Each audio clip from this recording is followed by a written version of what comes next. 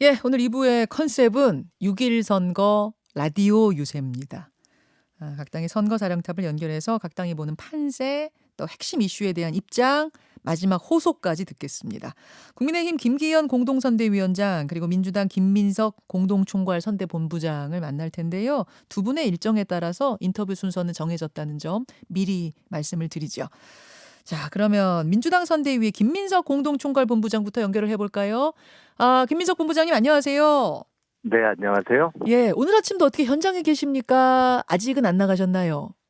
지금 용산에 가기로 했는데 잠깐 지금 마지막 선대위원회 회의가 있어서 아, 제가 참석을 지금 조금 늦추고 우리 이 방송하고 바로 회의 참석했다가 용산 쪽으로 가려고 하고 있습니다. 30일간 지방선거를 쭉 지휘하시면서 느끼는 현장의 분위기, 제일 많이 들리는 소리는 뭡니까? 음, 민주당에 대해서는 아쉬움의 소리가 있고요. 음, 그렇지만 윤석열 정부가 임기 초에 기대만큼 못하고 있기 때문에 어쨌든 균형을 잡아줘야 하는데 그런 답답함이 또 있으시고요. 아, 그래서 민주당에 대한 질책이 있지만 현재 그리고 이제 임기 초이기 때문에 예. 당연히 또 대통령이 일하도록 밀어줘야 한다 이런 고민도 있으시죠. 그런데 음, 실제 결과는 현재 있는 여론조사의 차이보다는 좁혀져서 나올 것이다 이렇게 보고 있습니다. 그러니까 음, 일방에 확 밀어주는 방식보다는 어, 가급적 균형을 잡으려고 하는 민심이 작동하지 않을까 보고요. 임기 초에 아주 임기에 아주 정말 초반이기 때문에 네. 그래도 여당 프리미엄이 있는 것은 굉장히 자연스러운 일인데 어. 그래도 현재 조사에서 나오는 수치보다는 좁혀질 것이다 이렇게 보고 있습니다. 아, 대선 때 사실은 여론조사 수치보다 작은 격차가 나왔잖아요. 네, 이번도 역시 여론조사로 보이는 지금 흐름보다 실제 뚜껑 열어보면 그 격차는 줄어들어 있을 것이다. 물론 여당 프리미엄 있지만 여당이 앞서가는 건 맞지만 그 말씀이에요. 그렇죠. 네, 그러니까 여당이 앞서갈 어, 거고요. 그렇지만 조사에서 나오는 수치보다는 확실히 줄을 겁니다. 줄을 거다. 자, 그러면 바로 뭐 저 지역 판세로 가보죠. 광역단체장 17곳 기준으로 봤을 때 민주당에선 몇 곳 승리를 내다보십니까? 누누이 말씀드렸지만 호남 플러스 제주 네 군데 안정 외에는 다 혼전이고 예측 불허였는데요.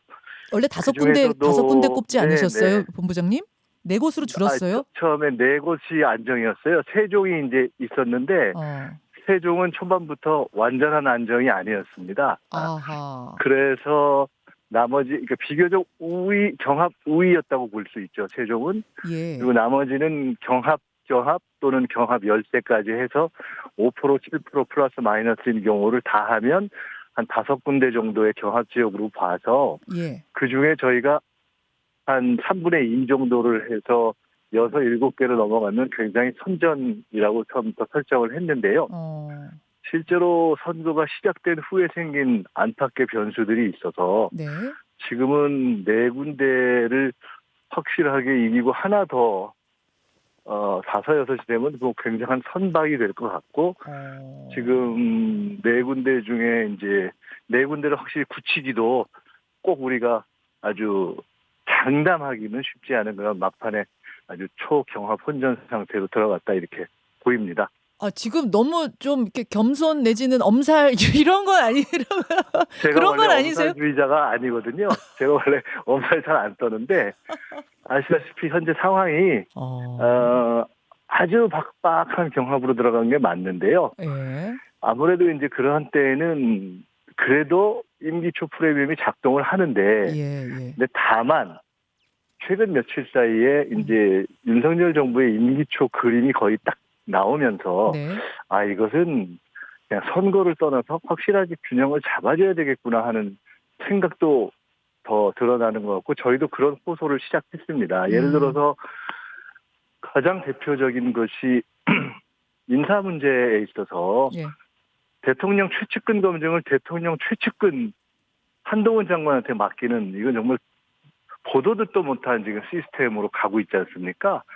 그러니까 대통령 최측근 가족과 수석의 검증을 대통령 최측근 음, 법무부에 맡겨서 인사, 정보, 사정 모두를 법무부, 제왕적 법무부가 되게 하는, 그래서 대통령 가족은 봐주고 대통령 측근 한동훈에게는 길을 열어주는 정말 놀라운 체제를 지금 시도하고 있는 건 뭐 아니겠어요? 그리고 인사검증단을 법무부 산하로 만든다는 그 점 지적하신 것 같아요. 그렇죠. 그리고 이제 이번 추경에서 드러났지만 대통령이 공약한 거를 지키라는데 왜 갑자기 야당 욕을 해요? 그러니까 오히려 야당이 대통령 공약 지켜주려고 노력하는 건데, 사실은 민주당도 지난 5년 동안 기재부를 완전히 국민의 입장으로 통제하지 못했죠. 저희들이 역부족을 느낀 거죠. 어허. 그리고 코로나 상황은 사실은 코로나가 언제까지 갈지 모르고 추경을 얼마나 더 해야 될지 모르고 세수가 어떤지 모르기 때문에 사실은 제약이 있었습니다. 네. 근데 이제는 코로나에서 벗어나서 사실은 마감이고 마지막 코로나 추경이고 하기 때문에, 게다가 세수가 명료하고 객관적으로 존재하고 법안도 있어서 이번에 할 수 있는, 더구나 대통령 공약이니까 할 수 있는 절호의 유일한 마지막 기회인데 그거를 안 하겠다고 하고 하는 것이 결국은 윤석열 대통령이 시작부터 기재부의 나라를 국민의 나라로 바꿀 기회를 스스로 걷어찼다, 이런 생각이 들어서 안타깝고요. 결국 경제 권력은 기재부로, 그리고 통치 권력은 제왕적 법무부로 넘어가고 가족과 측근의 비리는 완전 엄호되는 체제로 가는 것, 이것이 저는 윤석열 정부 임기 초 그림이 이제 나왔다고 봅니다. 알겠어요. 그것 그런 때문에, 부분에 대한 국민들의 그것 때문에 국민들께서 이제 마지막에 어쨌든 임기 초이지만 그래서 사실 좀 지켜봤어야 되는데 이미 그림이 다 나와버려서 이 부분에 대해서는 그냥 놓고 있을 일이 아니다라고 균형을 잡아주십시오라고 저희가 어제 오늘 호소를 하고요. 조금 있다가 우리 고민정 의원부터 시작해서 서울 지역 국회의원들이 그런 내용으로 네. 용산역에서 각각 1인 피켓팅, 1인 시위를 시작하고 오늘 저녁에도 그런 호소를 하려고 합니다. 알겠습니다. 최소한 완전히 제왕적 법무부의 나라로, 그리고 측근 비리가 완전히 엄호되는 체제로 가는 것은 막아주십시오 하는 호소를 하는 거죠. 자, 그 호소가 통한다면 지금 4곳 말씀하셨는데 그게 조금 더 늘어날 수도 있다고 보세요? 조금 더 늘어날 수도 있고, 또 서울 지역이나 이런 데서의 기초단체장 경합 지역이 조금 우세로 갈 수는 있는데 네. 사실 이미 이 시점에서 한두 개가 더 느느냐 마느냐 하는 것에는 큰 의미를 부여하고 있지는 않고요. 그것이 굉장히 중요하지만 더 중요한 것은 국민들께서 많이 투표장으로 나오셔서 현재 여론조사에서 나타나고 있는 격차를 확실하게 줄여주시는 것이 알겠습니다. 임기 초 윤석열 국정에 대한 분명한 경고가 될 것이다, 이렇게 생각하고 있습니다. 자, 뭐 이 부분에 대해서는 잠시 후 또 김기현 본부장의 말씀은 또 다를 수도 있기 때문에 김기현 위원장의 이야기는 듣도록 하고, 지금 이제 판세는 그렇게 보셨고요. 보궐선거도 김기현 위원장님은 국회에서 한 달 정지를 받으셨는데 방송에는 나가실 수 있다 보네요. 예, 그럼 뭐 두 분이 알아서 그 부분 정리하시고요. 국회의원으로서는 이미 업무가 정지되어 있는 상태입니다. 예, 국민의힘의 지금 선대위원장으로 뛰고 계시는 건 맞고요. 보궐선거 이 7곳에서 치러지는데 인천 사실 계양 그런 걸 보면 예. 이 국민의힘이 민주당의 내로남불 얘기를 할 자격이 없죠. 당대표는 윤리위 회부를 눈앞에 두고 있고 선대위원장이 국회의원으로서 업무를 정지당한 분인데 참 놀랍습니다. 예, 제가 그 질문은 잠시 후에 본인한테 직접 좀 드리도록 하고, 인천 계양 을의 경우 이제 보궐선거 7곳 중에서도 가장 관심이 모아지는 곳인데 이재명 후보 대 윤영선 후보, 여기 판세는 어떻게 보고 계세요, 본부장님? 처음부터 거기는 아주 격차가 많이 날 거라고 보지는 않았습니다. 왜냐하면 어쨌든 외지에서 가시고 다른 지역 선거를 지원해야 되고, 더구나 야당의 실질적인 현재 가장 대표부라고 해서 야당에서 협치라는 이름으로, 그러니까 여당에서 협치라는 이름으로 존중하거나 봐주는 정치를 하고 있는 게 아니기 때문에 근거 없는 공세도 포함해서 하고 있기 때문에 상당히 빡빡한 선거를 할 거라고 봤고요. 그래서 그런 국면을 지나온 것인데, 그러나 그 또한 일부 조사에서 나오는 것처럼 막 동점이 되거나 역전되거나 그러지는 않고 저희들은 결국 계양에서 선택을 해 주실 것이다, 이렇게 보고 있습니다. 압도적 승리는 애초에 예상 안 했고 하지만 승리할 것이다, 이렇게 민주당에서 내다보고 있는 상황 정도? 네, 네. 그렇군요. 근데 이제 김포공항 이전 공약을 이재명 후보가 막바지에 띄우면서 지금 굉장히 좀 뜨거워졌어요. 그 얘기를 좀 해봐야 될 것 같습니다.